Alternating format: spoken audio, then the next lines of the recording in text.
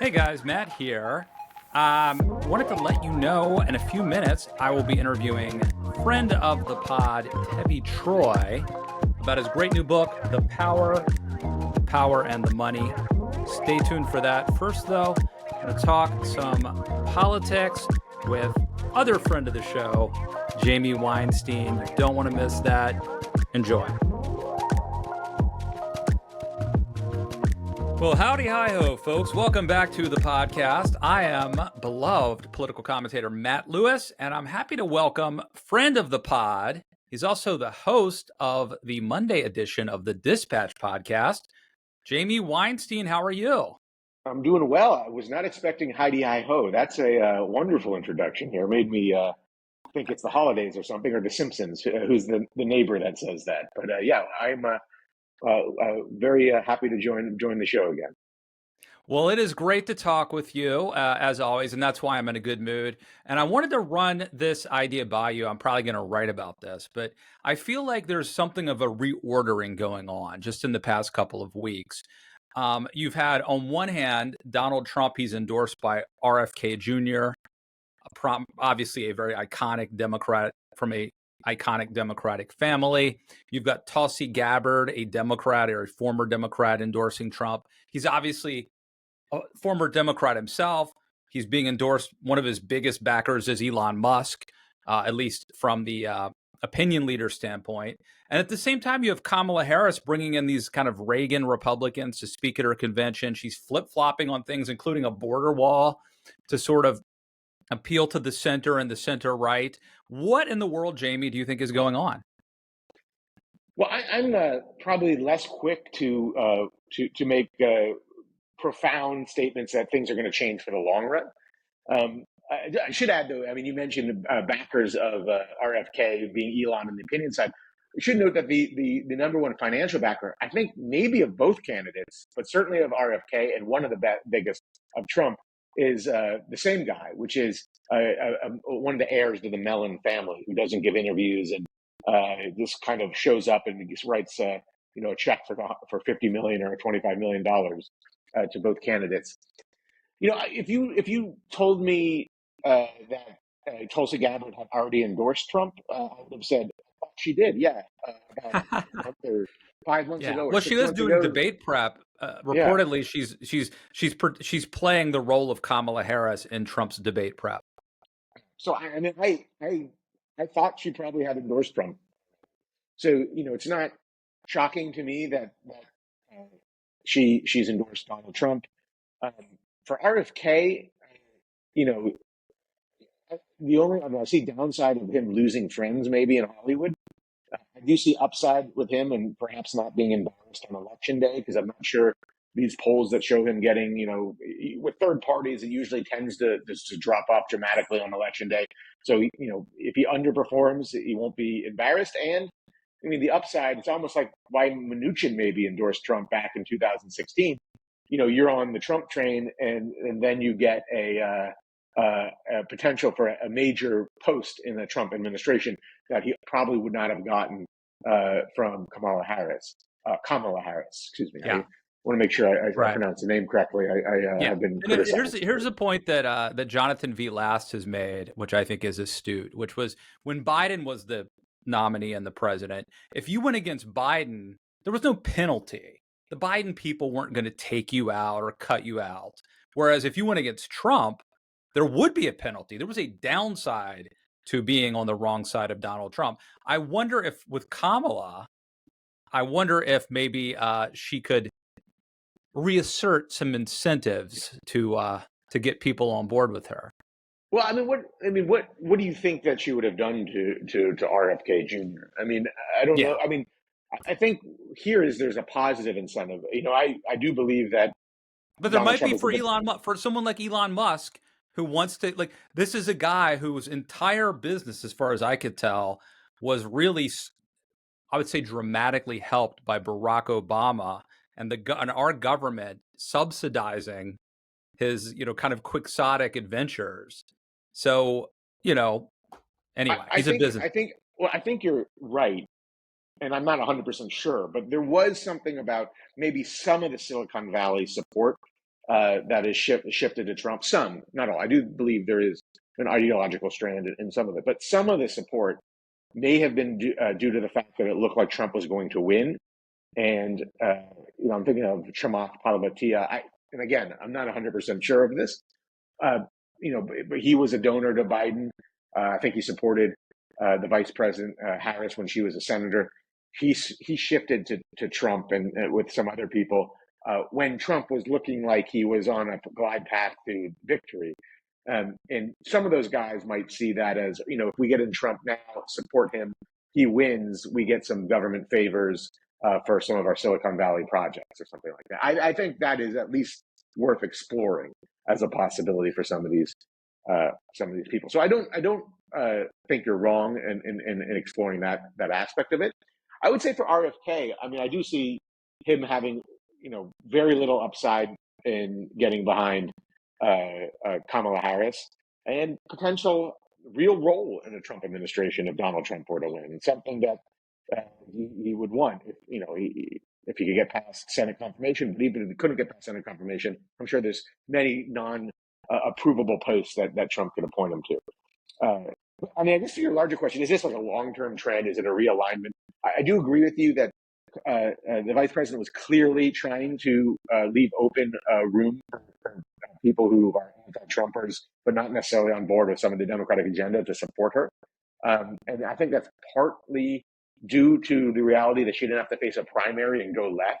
So she is now allowed herself not to be captured by making some of the statements she made in 2020 in winning the nomination. So she said, like, I want to be a president for all Americans.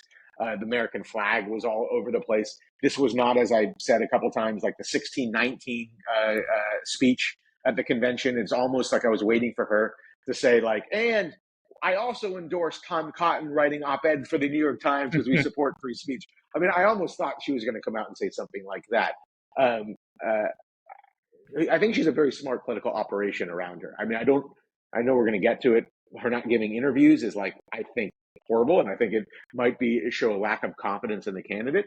But I also think it's a part of a shrewd campaign team behind her that have basically done almost everything right in the last month since she became the nominee.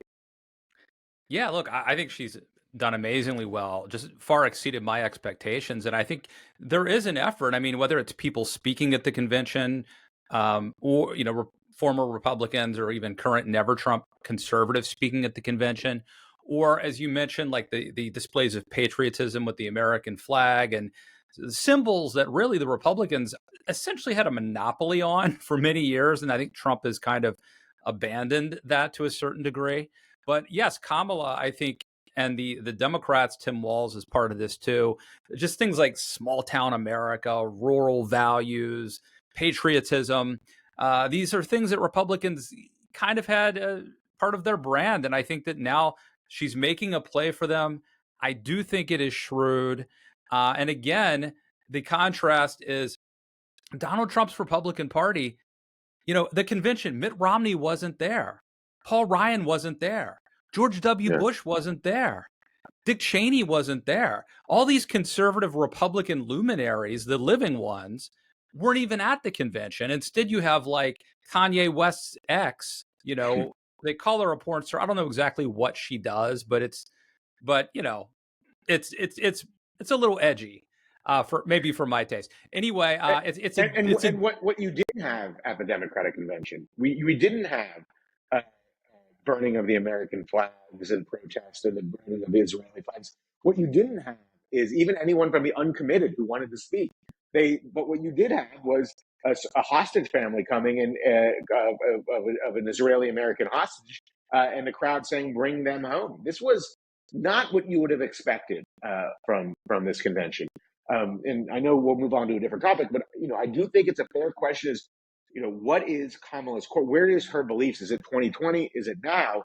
I think it's probably we can get into that. What I think her actual beliefs are, but what she's framing it at the moment is to win, and that's what it seems like they're trying to do. And I would just wrap it up by saying I think this is part of a longer process where If you're a Reagan Republican, you could look at how the Democrats were more likely to support defending Ukraine against Russian invasion than MAGA Republicans. You could look at how Donald Trump spent even more prodigiously than the tax and spend liberal Democrat presidents. You could look at how Donald Trump's character was more in line with, I don't know, Bill Clinton. And the whole stuff with Stormy Daniels is certainly out of step with the social conservative religious right. And then even most recently, you might say, well, look, the Democrats are pro-abortion. They might have put on a patriotic face at the convention, but they're all about abortion. And but then, well, Donald Trump just promised to be like incredibly, I don't know, pro-women's health. And JD Vance has said that Trump wouldn't veto a national bill on abortion. So, I mean, like, even if abortion is your like litmus test issue, Donald Trump's not even clearly Well, that great on the issue. can I mean, I just had on the podcast earlier this week, Ben Dreyfuss, who was at the convention, who described himself as a normie lib. And in that conversation, it popped into my mind the case for a conservative support the vice president over Trump. And it has nothing to do, in my mind, with the specific policies that you're talking about. It has to do, and maybe in this it's broader, is that Donald Trump is an accelerant of the left wing problem that we've been seeing. You elect Donald Trump, you accelerate the wokeism that people like I think are rightly worried about in schools.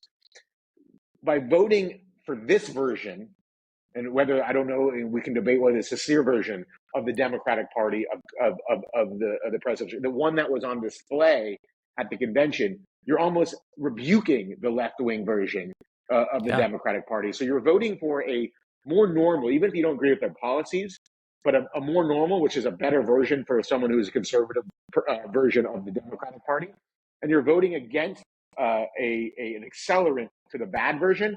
And I would add someone who doesn't really stand on conservative principles and kind of upended our view of democracy and the Constitution. Yeah. So I think Well, that Jamie, is the case. I think you're exactly right. Jamie, think about this. Let's say Donald Trump wins this election in 2024 and he doesn't do anything, he doesn't overthrow the government or he doesn't declare himself dictator or anything like that. But he wins and he's going to do some stuff, things are going to happen. What does that do to the Democratic Party? I would argue if Trump wins again, the message that the Democratic Party will receive is we have got to fight fire with fire. We have got to be just as radical as he is. And so I think that if you want sort of a moderate centrist government, if Kamala goes down to Trump, the next version of the Democrats is going to be not a kinder, gentler party. But what does that do to the Republican Party too? So I think it's a two forks here. I think you're absolutely right about it.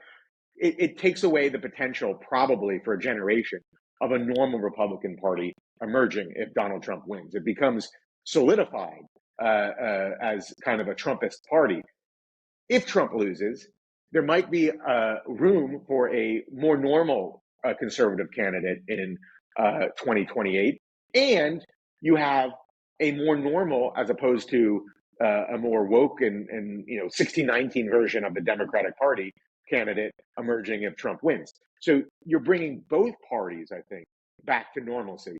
And in the end, normalcy, after many years of wanting a lot of different things, is something that I think America could do more, could use. That would be a ideal version of America right now, a normal political process. All right, well, let's get to a question I think that you have hinted at, which is to say, look, I don't mind that Kamala Harris is flip-flopping because she's flip-flopping in my direction. That's fine by me. I like the fact that she's now for fracking. I like the fact that she now wants to get a little bit more serious about the border. That is fine by me. On the other hand, I think it's fair to say she's very different from the 2019 Kamala Harris. Now, you could argue that wasn't really her either. Maybe in 2019, she had to pretend to be more progressive or more left-wing than she really was. She couldn't be Kamala the cop in that environment, so she was a poser then. Look, all politicians are phonies to some degree or the other. I've accepted that. But I guess at some point we're going to have to ask, what does she do once she's really in power? I don't know the answer to that, but it's a big thing. We don't want to we don't want to like, what is it Nancy Pelosi said? We have to vote for the bill so we can find out what's in it. Like, I don't want to vote Yeah. for Kamala to find out what she's going to do. Yeah. So look, I'm not an activist, so I do find it offensive that she hasn't given interviews. I think it's crazy. I think it's absolutely crazy, and I think that I had you on my podcast a couple weeks ago, maybe 3 weeks ago, or maybe it was 2 weeks ago, and we talked about, does JD Vance have to explain how he went from here to there? And I believe that politicians can switch, but you have to show how you went from here to there. And I want to find it compelling. By the way, I love Mitt Romney. It was never compelling how he went from pro-choice to pro-life. He either was always pro-life and faked it to be the governor of Massachusetts and then went back to pro-life, or he was pro-choice and faked it to run for president in 2012. The story he gave on that, not compelling. That doesn't mean you're not going to support him, but I want to hear, like in math, when you take calculus, it doesn't matter about the answer when you're in high school AP calculus. It matters, show the work. Let me see how you got from that. You still might get points on the test, even if you get the wrong answer, if you get the process right. I want to see intellectual consistency and understand how you got from here to there. And she owes that to the country. She owes it to give, sit before people and give tough interviews. Now, if I'm on the campaign, if I'm an activist, and this is the answer I had Bakari Sellers a couple of weeks ago, and he refused to, he kind of thought it was ridiculous to even ask this question. But I used to have to be on CNN all the time trying to debate things like that with him. It was tough. But I mean, the answer is, if I'm a campaign operative, and I think either it's not worthwhile to like lay out a policy position because it's better to have everyone project onto me what they want to be the truth, or, as might be the case, because she's given some pretty bad interviews in the past, they don't have faith in her impromptu, non-teleprompter interviews. She'll make some gaps. Yeah, you're gonna delay. You're gonna say, we'll give an interview at the end of the month, or then change it. Like, we'll decide on giving an interview by the end of the month, and then elongate this process. So to Trump's Yeah, credit, but he's I don't willing think to you give want it. interviews. You don't want it to build up though to become must see TV either. And so Yeah. I think there's a sweet spot, and I think that she's coming very close to approaching the time at which she needs to do it, just so it doesn't become a big deal. Do you? How do you? Look, and I get like the people who say, I mean, I think there are people who say, look, Donald Trump is an existential threat. Therefore, I will look the other way. Let Kamala do whatever she needs to win. That's not really how a journalist should approach things, I imagine. But but I can understand people who say, "Why are you obsessing over this?" These are the niceties of politics. These are the old rules, man. The rules have changed. Yeah, I mean, I'm not an activist. I believe that someone who's running to be the leader of the free world owes it to people to sit down for tough interviews and show they're capable of doing that. By the way, I think it's a skill set that, like, if they're like flubbing and can't like answer questions from journalists, like if they meet with Vladimir Putin or something like that, do you think that they're going to be tough and strong if they can't sit down with one of the hosts of CNN or something like that? So I do think she owes it to us. My guess is that her campaign team either doesn't see it as an advantage to give too much policy, or they're worried that she's not capable of doing an interview without a gap.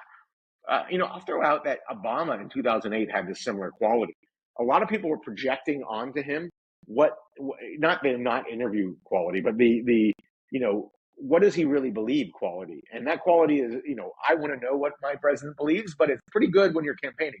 Everyone projects their hopes and dreams on you. The left, the less liberal, the center right, to believe that you're going to be on their side secretly. Yeah. So, I guess there's a campaign benefit to that.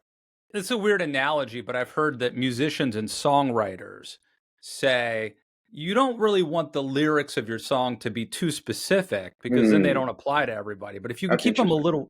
a little vague, everyone can imagine that they've experienced what you're Okay. singing about in that song. And I think, the metaphor here would be that everyone, as you said, can sort of project what they think Kamala means or is saying. And why would you want to, burst that bubble for some of them by being too specific?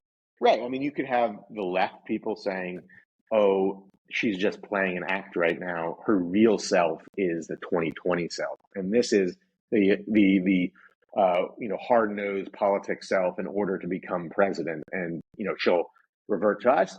And then you have the center right people saying, "Oh, she's flipping in the right direction here." Her one of her top advisors, her brother-in-law, corporate executive, I think, at Uber and a bunch of places. He's going to advise her in the right direction. Um, None of us really know. No, none of us really know what her true self is. That's true. And part of the reason for avoiding debates could just be that she doesn't want to tip her hand. Uh, Part of it could be that she isn't good at interviews. But I do wonder. I thought she was bad at everything, and it turns out she's really good at some things, and that No, surprised me. So I think it could be that she will surprise us with the interviews too. That she's actually in the last 3 or 4 years. No, I know that she had that horrible interview where she talked about having gone to the border when indeed she had not. And that was like maybe only a year or so ago. That's not ancient history. But still, I think it's reasonable. There's a reasonable thesis that just as she's improved in other aspects, that maybe she will be a better interviewer as well. very possible. She certainly has the first month of her campaign done an incredible job. I thought, especially the first quarter of her speech at the DNC was very powerful. Her story, an immigrant, a daughter of immigrants who worked her way up from not the best of circumstances. Um, uh, so I thought that was a very compelling aspect. Less compelling than the rest of it, even though it wasn't. The first quarter about her story, I thought that was moving. And we didn't know about it. Usually politicians tell us things, Yeah. and they use it. I mean, heck, I did a 40-minute interview with you, and I talked about my dad's job twice in the interview. I remember it was like Jim Gilmore's dad was like a postal worker or something. It's like it becomes a crutch that you can lean on as part of your biography. Whereas we didn't know that much about Kamala. I don't think she's talked about it that much. So it turned out to be great for the speech. Yeah, I mean, in fairness, she probably talked a little bit more about it in 2020 when she was running, but she didn't get to the point where she was the nominee. Where she wrote a book, I know, actually two books, and I would recommend to people. There's an interesting interview, I think maybe in Mother Jones, of a writer who interviewed her mother 15 years ago, right before she passed, like 2 years before she passed, when Kamala was running for her reelection for the DA in San Francisco. And that gives a lot of insight, I think, into her, because that's her probably the most influential person on her life. So right now there's a mini debate taking place about the upcoming debate, as to and whether there should be microphones muted. This seems to be something that Joe Biden's team negotiated. They didn't think he could handle the interruptions from Donald Trump, and he probably couldn't have. Even though 4 years earlier, I think Biden had benefited from Trump interrupting all those times, it would have probably caused Biden to lose his train of thought. So they negotiated that the microphones would be cut when the other candidate is talking. Now Kamala is saying, no, we shouldn't do that. And now Trump is saying, so they're almost adopting the opposite positions. Does it matter? And what do you think? Where do you think it'll end up? Clearly, um, they have now different interests, right? I will say, like, Trump's brand when he agreed to this was like, yeah, you want to do it at the White House with only your staff as the audience to applaud for you, and like he was willing to accept any condition that the Biden people put on it to get Biden on the debate stage. So he was showing that he was unafraid and confident and ready to debate anytime, anywhere, any condition, as long as Joe Biden will be there. I will be there. And now he clearly sees that he has a different problem here, and he's not as confident. But also, the vice president's people probably want to create the best circumstances for her, and they want a viral moment. Probably, you see a lot of conservatives. It's almost like they all got the same talking point, but they're probably not wrong, which is that, she wants to, kind of a talking point where like, I'm talking, like as he's trying to cut her Yeah. off or something like that. Or they want to Yeah. see him, attack him and see him get angry and whatever he's saying, to be out in the audience. So I think they're going to find some resolution to this, and they're going to have a debate. And I will be tuning in for sure. A buddy of mine out here in West Virginia, who's a lawyer, a college buddy, had the idea that when Trump interrupts her, Kamala should say, like, "Are you done? Are you done? Are you finished?" And then let it go. And then the next time Trump interrupts her, she says, "Are you finished? Because I think you're finished, and I think the American public knows that your campaign is finished," or something like Yeah, that. And if that's a you good nailed line. it just right, it could be a good advertisement or something. Yeah, that's a good line. I mean, there is something that seems to get under Donald Trump's skin running against her. I don't know if it's running against a woman or a African American or a black woman, that gets him particularly angry. But it does seem like he's mad, and angry. And maybe that's going to play to her advantage on the debate stage, where it throws him off. But I'm anxious to see how it plays out.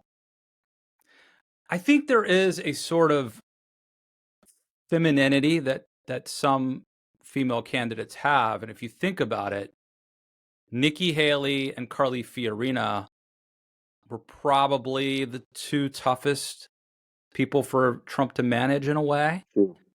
Um, so True. anyway, I wanted to ask before I get you out of here, Jamie. You mentioned you invoked the name J.D. Vance a few minutes ago, and I know you've been reading Hillbilly Elegy. And you and I actually a couple weeks ago when I was on your podcast, we talked a little bit about J.D. Vance and Appalachia and that his sort of worldview and how that had shifted. And I'd love to get your insight now, having just completed the book. Yeah, I literally just finished it a minute before I jumped on the podcast. I wanted to read it because I had heard that he kind of switched who he blamed for the problems of Appalachia from government, from the culture in Appalachia to government and corporations. So I wanted to see if there is a shift there, and I haven't seen him explain the shift. And there's definitely a shift. He's a more interesting, more thoughtful person, I think, in that book than the J.D. Vance I see now. I have a few quotes here. Let me just read them, and we Sure. can Yeah, discuss here. please. It's no surprise that every person in my family who has built a successful home married someone from outside our little culture. To the degree I almost succumbed to my worst decisions and I came close, the fault lies almost entirely with factors outside of government control. The real problem with many kids is what happens or doesn't at home. I don't know what the answer is precisely, but I know it starts when we stop blaming or Bush or faceless companies and ask ourselves what we can do to make things better. He talks about when he went to school, that boys that do well are sissies or faggots, called sissies or faggots by people where he grew up.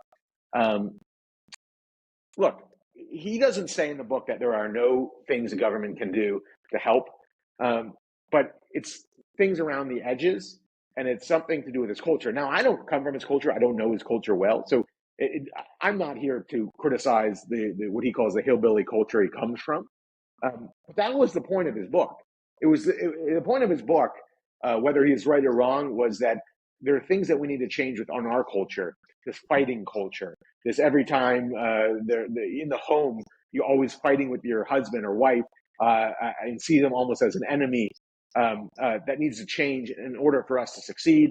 And it does seem like the campaign he's on now and what he has talked about afterwards is that it's the fault of the government or faceless corporations or the Sacklers or somebody else who did something wrong, and maybe they did something wrong. But that is not the theme of his book. And if I understand it right, I haven't explained the shift from that emphasis. I have heard the shift that he is supposedly changed his tune when he got, He became the star of the moment and went to some fancy parties and met some fancy people and uh, didn't like kind of their attitude almost. And you get a little bit of that in the book of when he went to Yale and sees people, the elites, and doesn't feel at home. I can understand that, but I don't understand necessarily meaning that you're going to go back and change everything that you supposedly understood about the world and what was going on with your culture.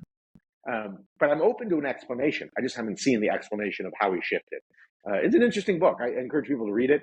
I do think you have a very different JD Vance than the one that we're seeing right I think the theme of this show is flip-flopping. now. It's hip to flip. Indeed.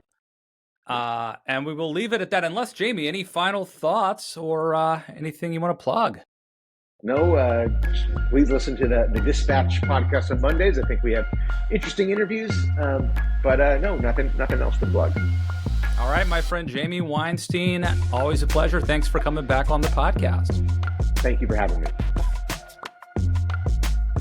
All right, always great to talk with Jamie. And now, enjoy my conversation with Tevi Troy about his new book, The Power and the Money.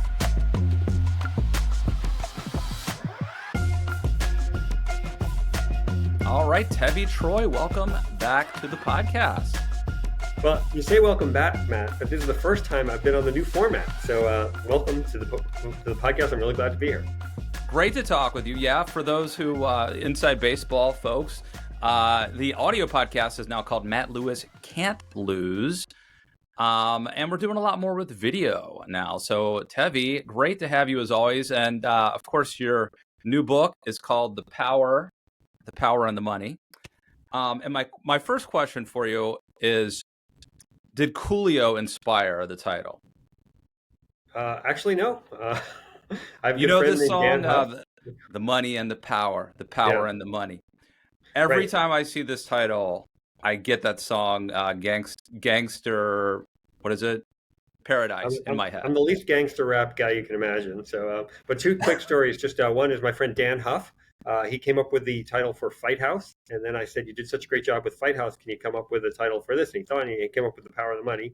The second thing is, I had a guy come up to me at one of my early book talks, and he said, "You know, this book title, The Power of the Money, describes my marriage. My wife has the power, and she has the money." No, am I the first person to reference Coolio in regards to the title? You are. Okay. So, as usual, you are cutting edge, and your musical knowledge is always terrific. So that's great. Well, tell us what's the book about? The book is about the 150-year history of big CEOs and American presidents. And this goes back to John D. Rockefeller, and it goes all the way up through to today with Elon Musk and Mark Zuckerberg, Bill Gates, Henry Ford's in there. So I found these 18 iconic CEOs, all of whom dealt with multiple presidents, because a CEO can last longer than a presidency.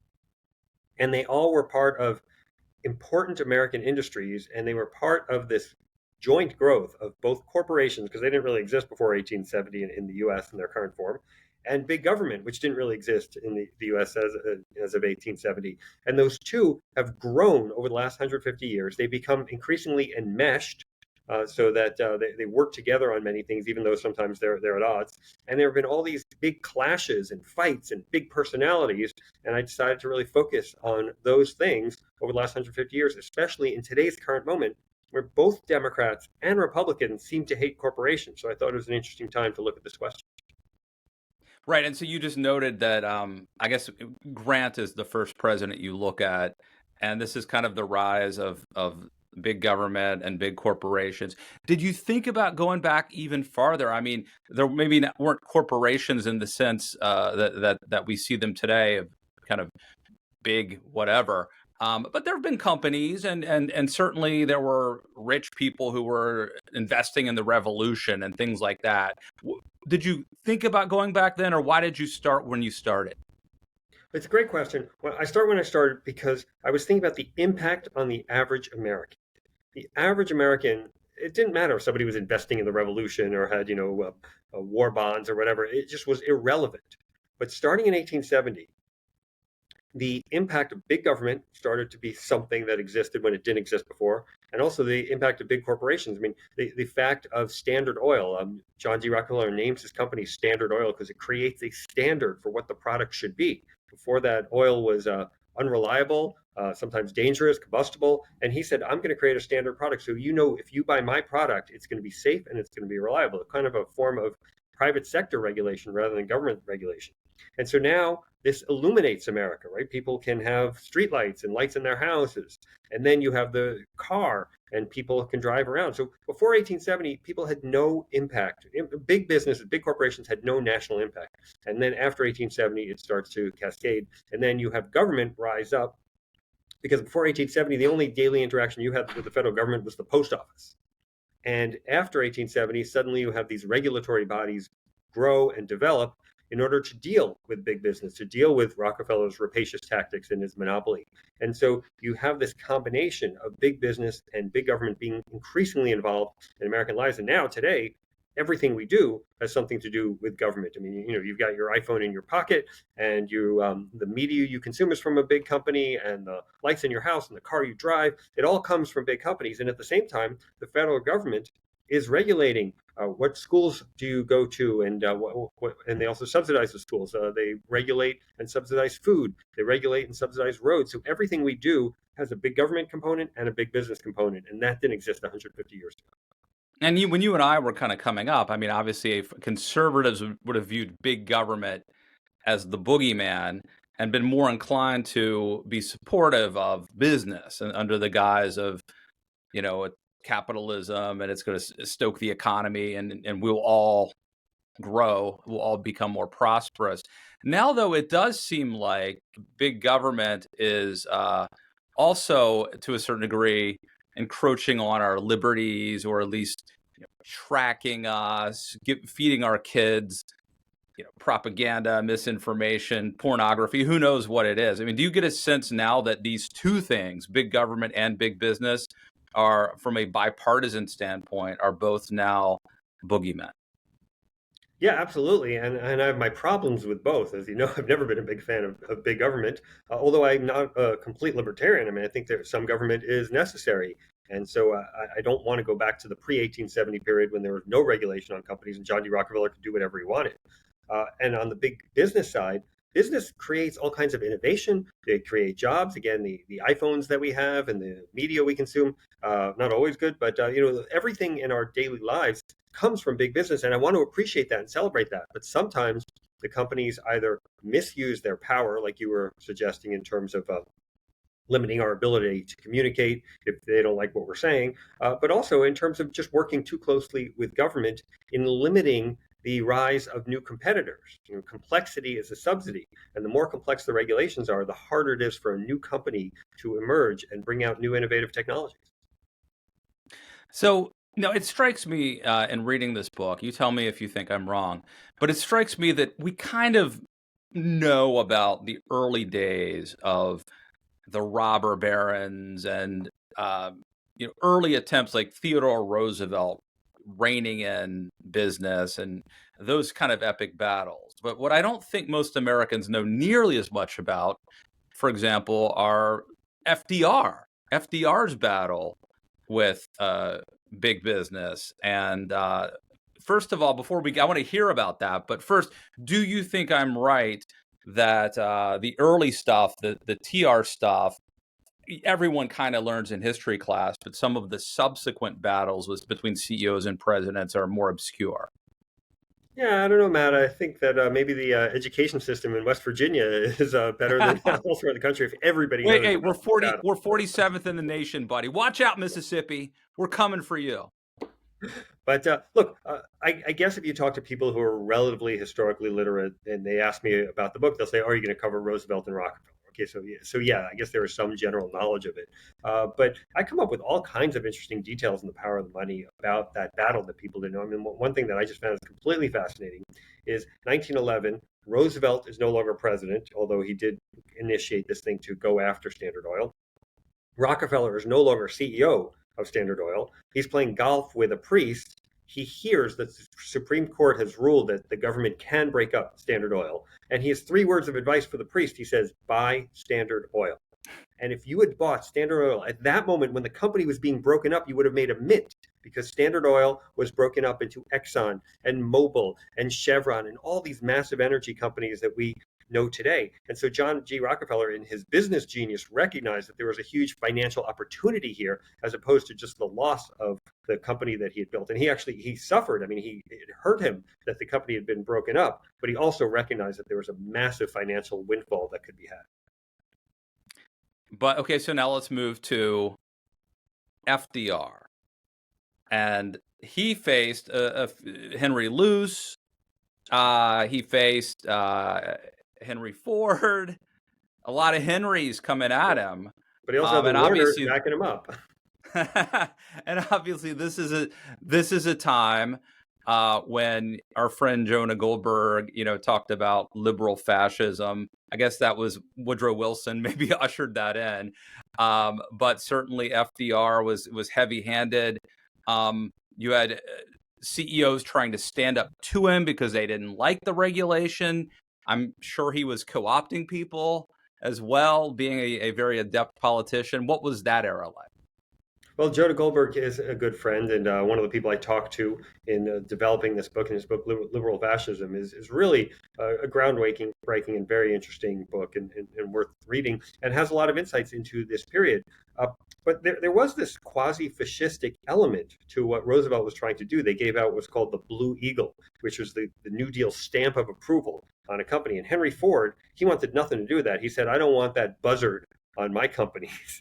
But it wasn't so easy. And Roosevelt has his enforcer, a guy named Hugh Johnson, come to visit Ford and kind of say, nice company you got there. It'd be a shame if something happened to it. So there's definitely tension between Ford and Roosevelt, but they also end up working together, because once World War II starts, Ford builds the Willow Run factory, which is the biggest armaments factory in the U.S., and Roosevelt even comes out to tour it with Ford, and there's kind of an uncomfortable moment where the two of them are kind of sitting back in the back seat of the Ford. They have to drive around the plant because it's so enormous, and also FDR couldn't walk because of the polio, and Ford is really unhappy, kind of being jammed in the back seat between Eleanor Roosevelt and Franklin Roosevelt on his sides, and he's giving his son the stink eye the whole time because he doesn't really like being jammed between these two people that he hates. Talk about who were some of your favorite CEOs that you wrote about in the book, and maybe some that are not household names.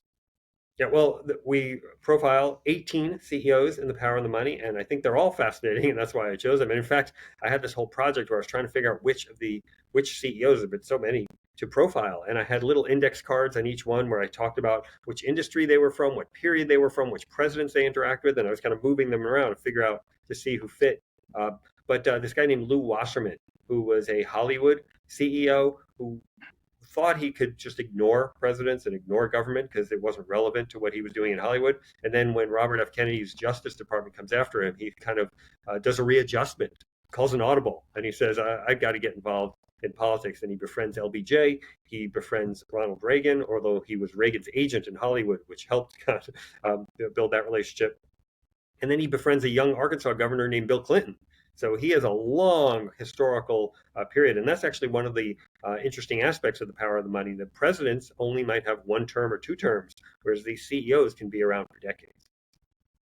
So I know you have this workshop where you will take lessons from presidents and go and talk to companies and organizations and try to teach them leadership lessons by, this is how Reagan, not outsourced, but like, the opposite of micromanagement. And my question is, in writing this book, did you learn anything about CEOs that if you were going to talk to politicians, you would tell them, follow this, do this. This is a good model for you.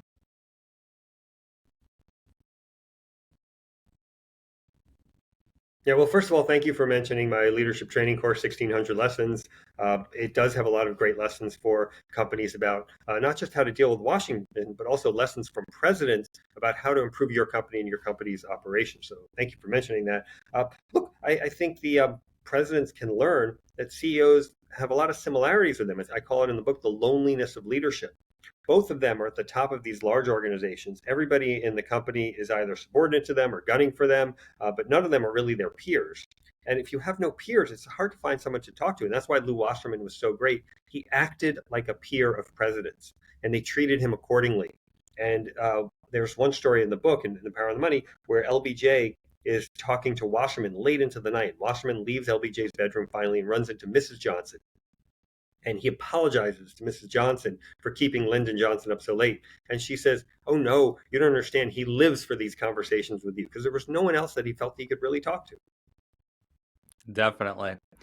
Well, I have to tell you, I mean, I'm probably not alone in this, but I am like not a huge fan of Elon Musk, and I feel like we've obviously always had CEOs who were eccentric, and some of them had very unseemly ideas. I mean, Henry Ford was famously an anti-Semite, and he started a newspaper, which pushed that agenda, and that was bad. But this is before the internet, and so I don't think maybe the average person was that impacted unless you lived in Michigan or something.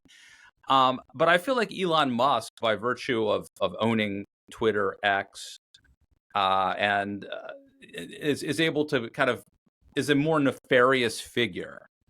But is that just me? I would prefer Elon Musk to be focused on electric cars and space, and I'd rather not know his crazy right wing radical opinions. And of course, there's the irony that all he did was take money from the government and from Barack Obama to build these companies, which I think in most cases he purchased.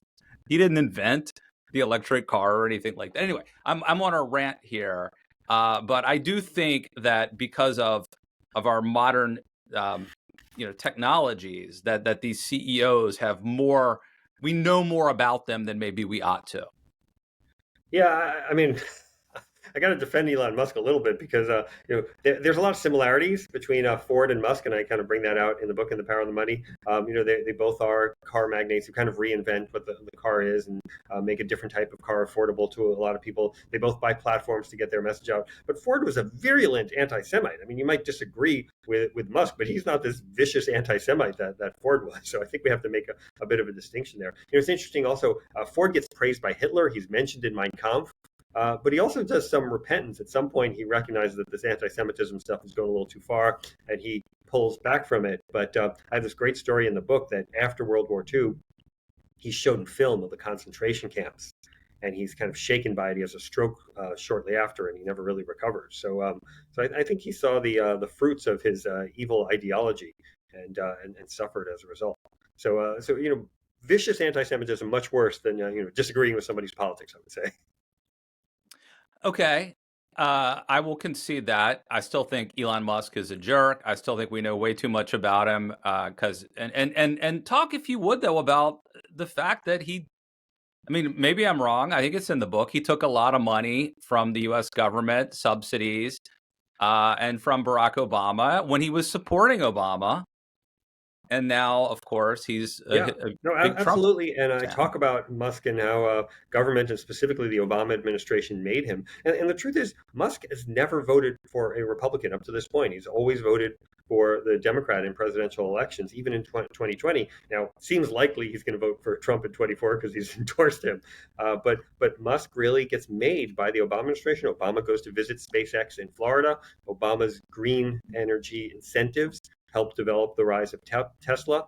And so he's really a creature of democratic administrations. And in recent years, obviously, he's been changing his politics.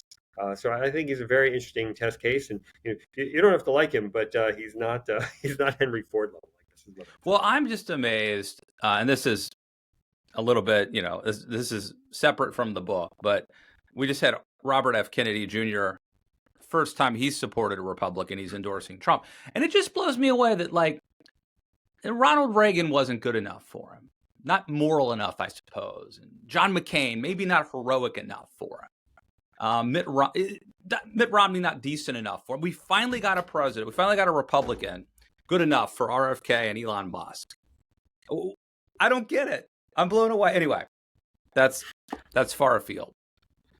Yeah, But look, I mean, I think the things that are going on, certainly with RFK, are issues with him, not with the presidents necessarily. I mean, he's just obviously on some kind of journey, and I mean, you just listen to him talk. He says some very strange things. So I wouldn't read too much into what RFK is doing. What I would say. All right, I want to talk to you about the process of writing, but first, Yes. tell us, give us a story from the book that you haven't talked much about that you like to share. Oh, well, there's so much, but I love that Mark Zuckerberg has Facebook. He's told by Bill Gates to get an office there now, meaning get an office in Washington early. And he really starts to develop these relationships with politicians. And the first one he has is with George W. Bush, the guy for whom I worked.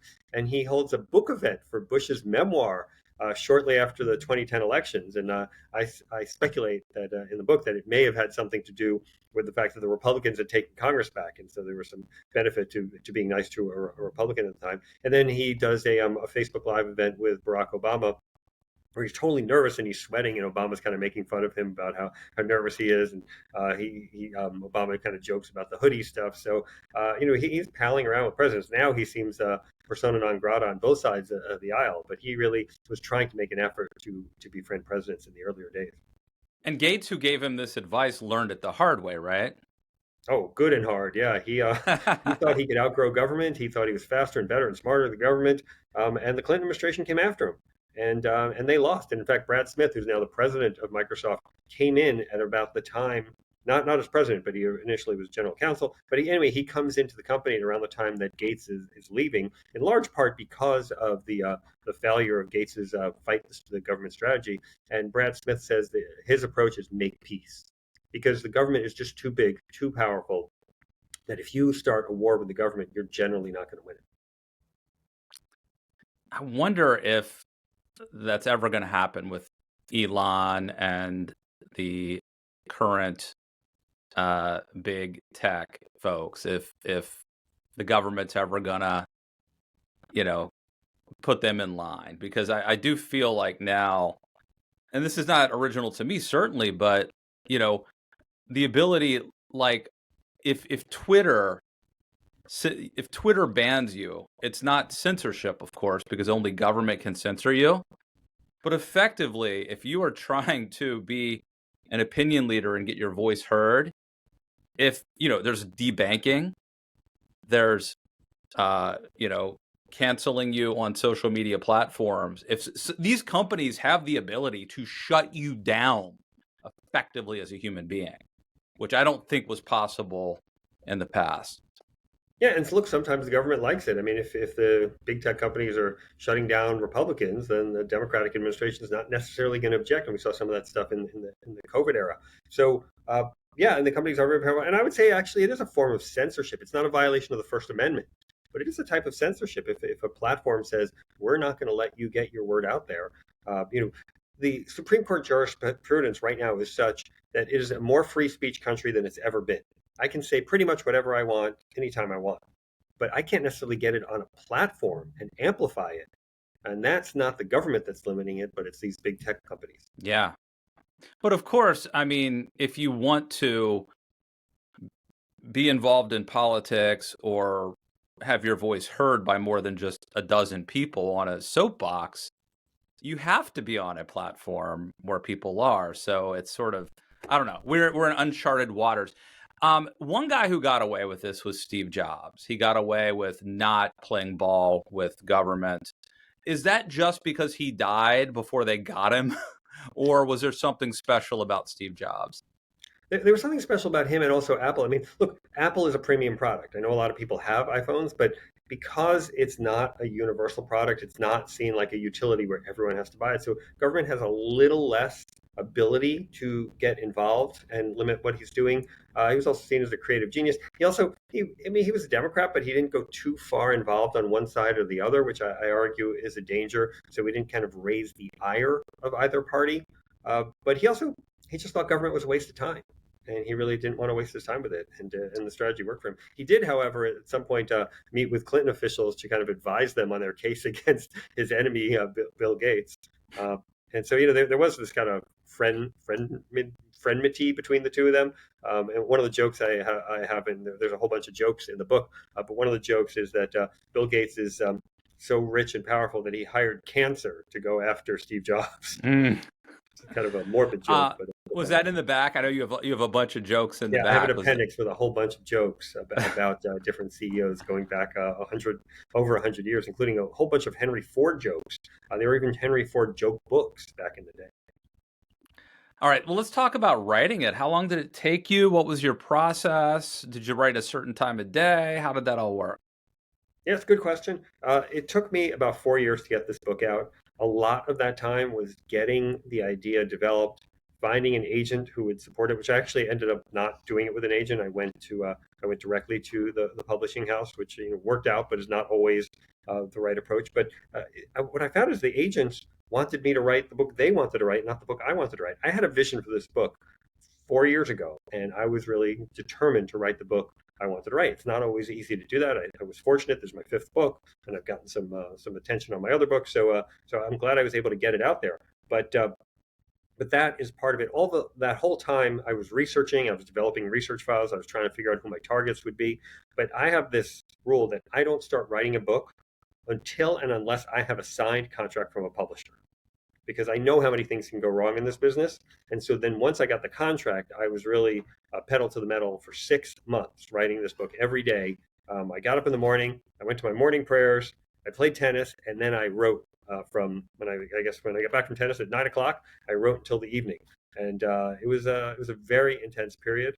I'm grateful to my wife, who I note in the acknowledgments, for putting up with me for that period. But those 6 months were a very intense time of writing and thinking and putting it all together. Have you gotten into pickleball at all? No, I'm all tennis all the time. No pickleball. All right, I'm pickleball now. I've made the switch. I went from tennis to pickleball. I'm sorry to hear this at this point in the interview, but I think we can still go forward. Now I've been derailed, but that's okay. I can edit. Let me think about what I was going to ask you. So yes, so that's only one part of the process. So I mean, it's a very difficult thing to write a book. First, you got to get the idea. And what I always try and do is I write presidents and blank.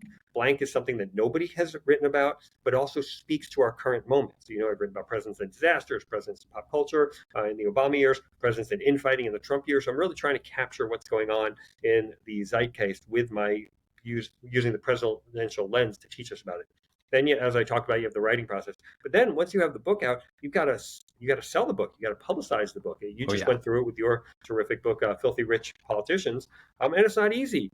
Some shows don't want you for political reasons, and some shows don't think it's sexy enough. And so, I mean, I've been fortunate. I've gotten mentioned thus far in the New York Times, Wall Street Journal, Politico, Washingtonian, The Economist. So I'm kind of getting out there a bit, but it's not easy. There's a lot of noise. There's a lot of other books, and it's relentless. And you have PR people, but your best PR agent is always going to be yourself. Nobody's going to have the passion. Nobody's going to work at it as hard as you can, and nobody really knows the angles like you can. You are your best PR person. Oh, you're preaching to the choir, as they say. So I could just say, my books, my title, my byline is on the book, but it is very much a collaboration with 4 or 5 people who are kind of a trusted kitchen cabinet, who are very involved. Do you have that sort of collaboration? Who are they? I mean, are they? They're people who advise you on the books, or they're people who edit the books, or what do you mean? What's the kitchen cabinet? Let's take Filthy Rich Politicians, for example. David Bahnsen and Adam Drescher are friends of mine who know a lot more about investing than I do. And so they were very instrumental in tutoring me and in reading certain parts and making sure I had my facts correct. I have a friend named Christy Spates who is a professional editor. So she actually edited the book before it went to the editor at the publisher. David Petrugia, who's a good friend of mine and a great historian, went over multiple chapters and sort of punched it up. He writes funny. He would throw in, he's great. how about this joke? Things like that, just to kind of make it light. And my friend Jim Eltringham is a brilliant, he's in the public affairs world, but just a brilliant, smart, funny guy. We would meet all the time, and we'd brainstorm ideas. And then Bill Scher, who's another friend of mine, read. Who goes on the podcast? Yeah, we do the DMZ pod. He read pretty much the whole book and gave me feedback. It would be like, you need to go more here. You're not explaining in this section enough, or I would take this out. This is boring. So it takes a village for me to write a book. And what was it like for you? So I have something similar, but it's different. It's interesting to hear your different approach. So I am of the belief that if you give a friend a 100,000-word manuscript to read, they'll fix some split infinitives. They'll tell you got a fact wrong, but they're not going to change the book. They're not going to make it a better overall product. And so what I try and do is I have meetings up front before I start writing at all, when I just have the germ of the idea, and I meet with smart people. Last time, the Mercatus Center, which I'm affiliated, put together a working group, and we had a kind of session where I talked through the ideas in the book, and I had really smart people in the room who thought through it with me, and they gave me notes and ideas and sources. And then there's other people that I just talked to, like Jonah Goldberg, we mentioned earlier, Ben Sass. And so I talked to them at the front end to get their ideas about how to develop this book and themes to pursue.